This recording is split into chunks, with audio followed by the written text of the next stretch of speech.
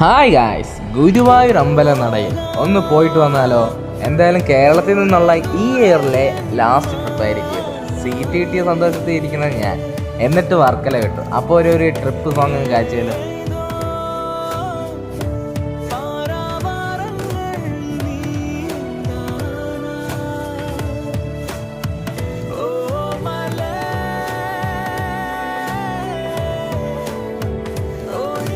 എന്തായാലും നമ്മളിരുന്ന കമ്പാർട്ട്മെന്റിലെ എല്ലാവരും നല്ല ഷെയറിങ് മെന്റാലിറ്റി ഒക്കെ ഉള്ള ടീമുകളായിരുന്നു. എന്തായാലും കാപ്പിയൊക്കെ കഴിക്കാനൊക്കെ തന്നു, ഹാപ്പിയായി.